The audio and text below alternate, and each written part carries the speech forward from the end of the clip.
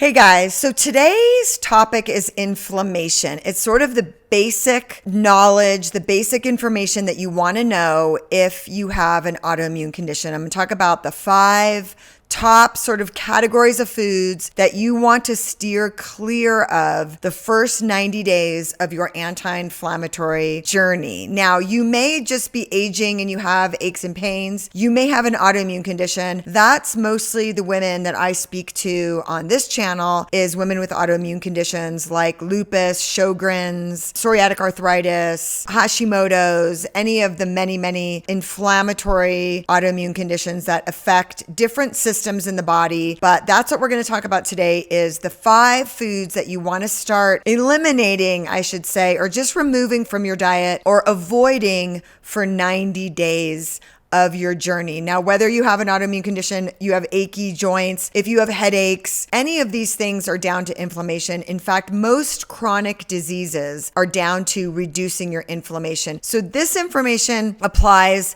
to everyone if you think that you have a lot of inflammation. Signs of that, even in your gut microbiome, could be gas and bloating. Your rings don't fit anymore. All of the many signs of inflammation that I think you know about. So let's dive into that topic right now. So signs of inflammation could even be chronic nasal congestion. So that just means that you've got a lot of mucus going on, you got a lot of inflammation, and your immune system is being triggered to sort of deal with all of these things that your body is trying to heal, right? Inflammation can be you have a cut and your body sends out the bat signal that the cut needs to be healed. That's good inflammation. But over-inflamed or too much inflammation starts to affect your joints. It starts to, create fatigue, headaches, joint pain. And if you have an autoimmune condition, the place that you want to start is your gut microbiome. And this is going to help. These 5 things that you're going to avoid are going to help your microbiome and also decrease your inflammation and possibly lose some weight. If you are 30 or more pounds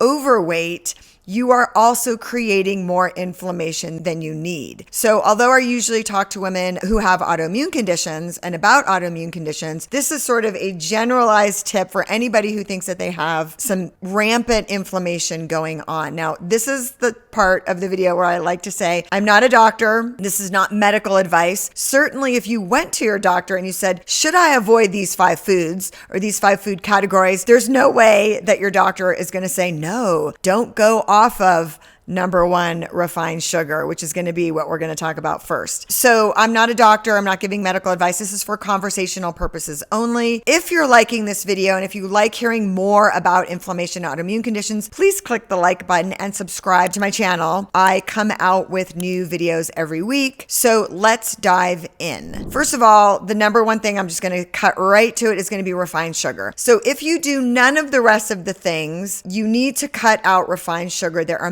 many reasons why refined sugar is creating inflammation. It is not good for your microbiome. Whatever is not good for your microbiome is not good for your immune system because your immune system, the first line of defense is in your gut microbiome. So that's the thing that you want to take care of, the very first thing out of the gate, right? When you start your day, you do not want to start your day with sugar and carbs, which gets me to number 2, which is carbohydrates. So wheat, gluten, anything of that nature, high carb, rice and beans. There's a time and a place for those. But in the beginning, if you're cutting out carbohydrates, that is going to bring your inflammation down. That is going to bring your blood sugar down. So any kind of carbohydrate, whether it be in the form of refined sugar or healthy carbs, like the wheats and the whole wheat and all that stuff, that is still going to raise your blood sugar. So if you have an inflammatory condition in the form of just weight gain and you're younger and you don't have joint pain anymore, you don't have knee pain, you don't have headaches, and you just want to lose 30 pounds, reduce the amount of carbohydrates that you're consuming. That will lower your blood sugar. Lowering your blood sugar will also bring down that inflammation in general. It all comes down to blood sugar. Okay, number 3 category of food is, this is a big one, you guys, packaged foods. So anything in a bag, in a box, or that has a barcode, you want to eliminate. Now, none of these things you need to do completely cold turkey. I totally get it. But if you wanted to start with this one, head over to your pantry and just empty out the entire thing and just go to whole real food. I don't care what whole real food it is, but generally speaking, if you stick to an animal protein and a cooked vegetable or a raw vegetable, you're golden. So you go on a 90-day path of, you know what? I am just eating real whole food this week or for the next, 12 weeks. You will reduce your inflammation hands down. Okay, so that gets me to my fourth category of food that could be creating more inflammation than needed is seed oils. So we're in 2025 now, and we have heard a lot in the past year about seed oils. What are seed oils and why do we need to avoid them? Seed oils are heavily leveraged with omega-6 fatty acids, and those are not necessarily bad, but we want to have a balance of omega-3 and omega-6. So what you can do if you think you're getting seed oils is just go into your pantry again and throw out, yes, they are cheap,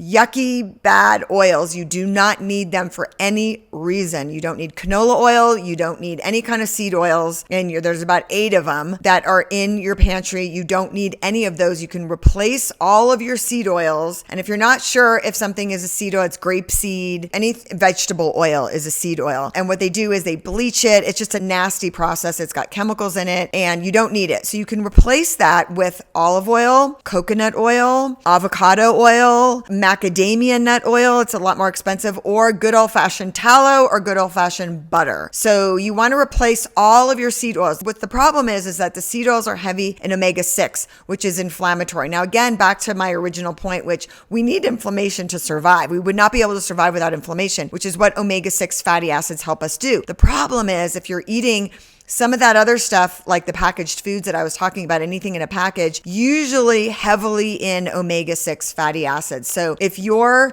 getting too many omega-6 fatty acids and not enough omega-3s, you've got a major imbalance, and that is going to create some inflammation for you. So certainly take some supplements with, a lot of people take omega-3 supplements. Just make sure that you're taking enough. You want to get the right dosage of that. Usually people are not taking enough, and you want to bring down the amount of omega-6 fatty acids that you're consuming, and that will help bring down the inflammation. Okay, so that gets me to tip number 5, which after you have done all of the things to sort of eliminate some of the things that are creating inflammation in your diet, then you're going to make sure that you're having plenty of anti-inflammatory and foods that are antioxidant. Those 2 categories of foods, and you can go on ChatGPT and look it all up, but I'll give you a few examples here. Some really good grass-fed animal proteins, chicken, fish, beef, certainly salmon is a big one, nuts and seeds. Also, green tea and coffee in limited amounts are highly antioxidant. Obviously not caffeinating all day long, but a little bit of coffee has great phytochemicals in it that will help reduce the inflammation. So after taking out some of those things, you want to put in some of the fruits and vegetables. I'll put a little graphic right here to give you a little visual of the things that you should be eating. Now, caveat here, without taking out some of the inflammatory foods, all the kale in the world all day long is not going to bring down your inflammation unless you do the first 4 things that I talked about. So the first 4 things I talked about are really the most important things to do first. You can certainly at the same time put in all of the other things like fruits, vegetables, seeds, nuts, coffee, tea. All of that good stuff is going to help lower your inflammation and help you lose weight, lose the joint pain, feel better, sleep better. Sleep is another thing. I'll give you a bonus tip. It's not a food, but it's a bonus tip. There's no way, if you're like one of those 4-hour a night, sleep deprived warriors, that is not bringing down your inflammation. That's going to raise your blood sugar. That's going to raise your cortisol. When cortisol and stress is high, then inflammation is high. So that's my bonus tip for today. That's all I got for you. I hope that was helpful. If it was helpful and if you're still here, please click the like button and click the subscribe button. I come out with videos every week. Thank you guys, and go do it. And let me know if you've tried some of these things and it's important to do it for 90 days. Okay, bye.